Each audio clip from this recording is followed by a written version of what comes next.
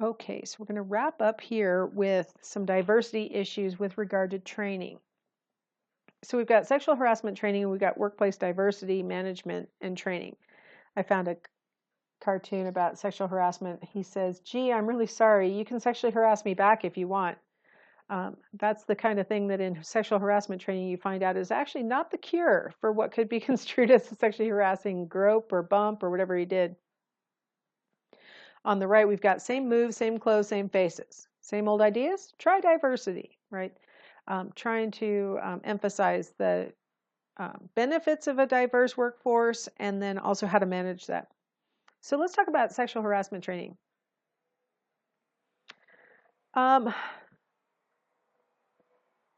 Sexual harassment has certain consequences. When an employee feels like their workplace is not a safe place for them, or that they feel like they are being singled out because of their sex, this can have implications for their productivity, their absenteeism, their job turnover. As an individual, it has implications for their psychological state. I mean, some people who feel like they're being harassed at work are physically or psychologically affected by that. Like psychologically, they might be feeling anxiety. They might become depressed because they feel helpless. Somatic symptoms are bodily symptoms, so they might have an upset stomach, they might have headaches. Other examples of, sort of internalizing the stress that they're feeling at work. And then, of course, these things are going to have negative outcomes on the organization.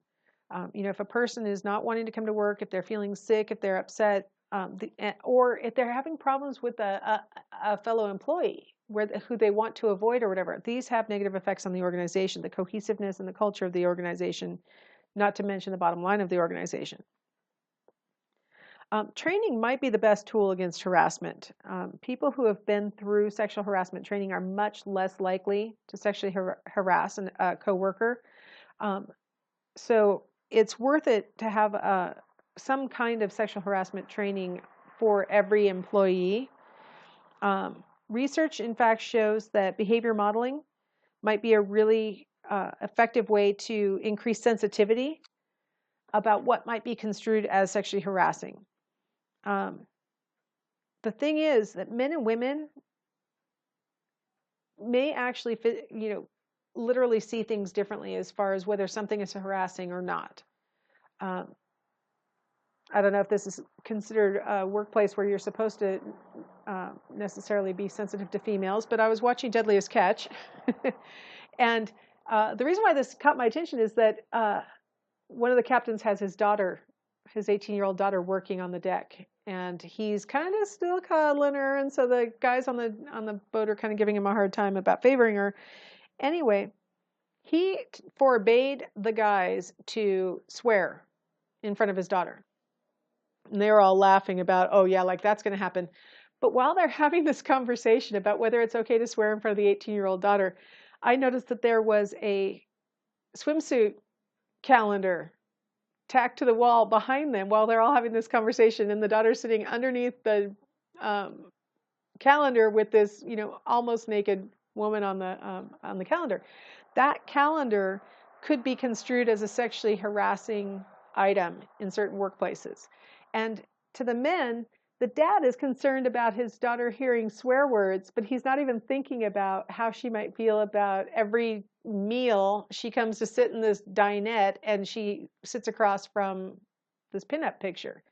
Men and women look at things differently. She may be less offended by the language and more offended by the pictures, or she may not be offended by any of it. I don't know. But men and women may view these things differently, and so a lot of times, men don't understand the need for the training as much as female executives might see it.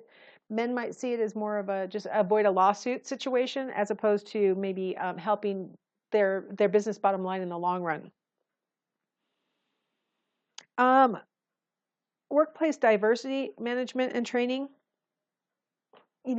Our workforce has significant demographic changes going on, not just in the number of women in the workforce, but also we have pools of employees coming from different cultures and different countries and speaking different languages and observing different religions and all sorts of things that are going on. And then we also have um, people who are different sexual orientations or come from different family structures and all. I mean, we have a lot of social change going on right now that is being represented in our workforce.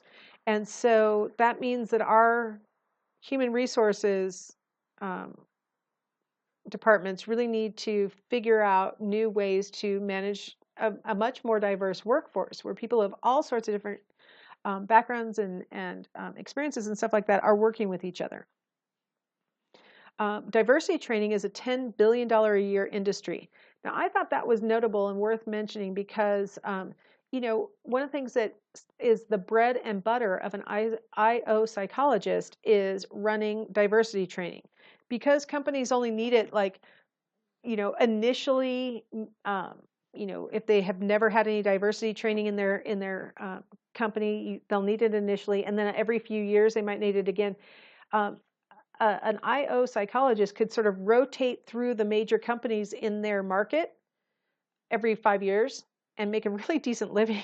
So it's like opportunity. If you're a student thinking maybe I'll go IO psychology, it's not really worth it to a company to hire somebody who sort of specializes in this kind of diversity training. It's something that the trainer needs to be on the forefront of, having been really well trained themselves and very current in their training.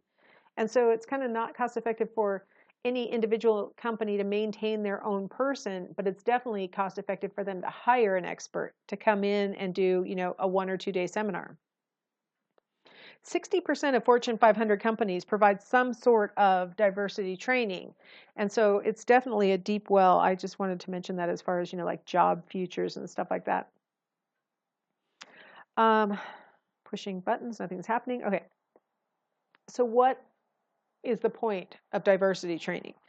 Well, primarily we're worried about increasing awareness about diversity issues. It's in my Psych 309 class, we talk about how one of our mistaken beliefs as humans is that we're sort of all basically the same.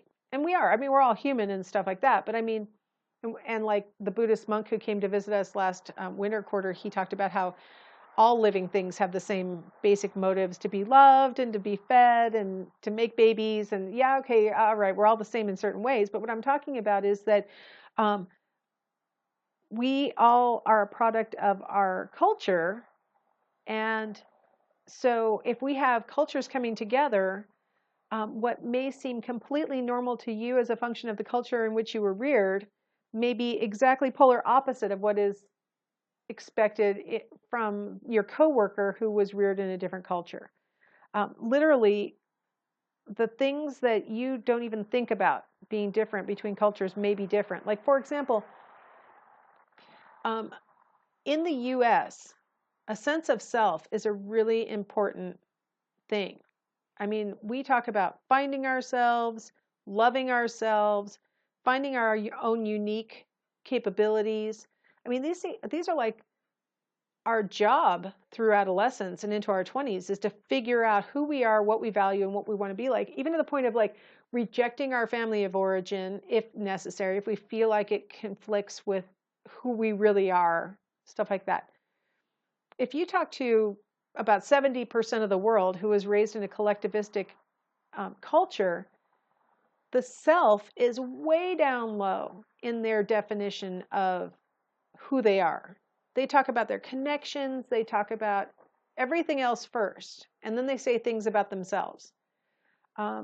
People who are bilingual and know a language that is something like English or French or German versus something that comes from a more collectivistic culture like Spanish or Chinese or Japanese, something like that, one of the things that you'll notice is that their personality actually looks different in their two languages. While they're in their more individualistic language, English, French, or German, you're going to see them talking about themselves more than they do when they're in their more collectivistic language. I mean, literally, they think about themselves differently based on what language they're using. it kind of shows you that, language is an expression of the culture that you were raised in. And so um, the way that people talk about themselves is a reflection of how they see themselves in the world, and how we talk about it as agency, like how much you feel like you are an active director of what's going on in the environment, versus communion, which is where you feel like you are a part of a whole bunch of things that are going on in the world. People who are really strong in agency really don't understand a person who's much more motivated by communion. These are the kinds of things that can come into conflict. Interestingly, men tend to score higher on agency than women do. So it's not just like culture, having been raised in a different country. I'm talking about like even, based on your gender, you might have different cultural orientation. So that's just an example of how, a lot of times we don't really appreciate how different people might be as a function of how they were raised. Now, of course, sometimes we overestimate how different we might be from the other group, and that can lead to biases and stereotyping, right?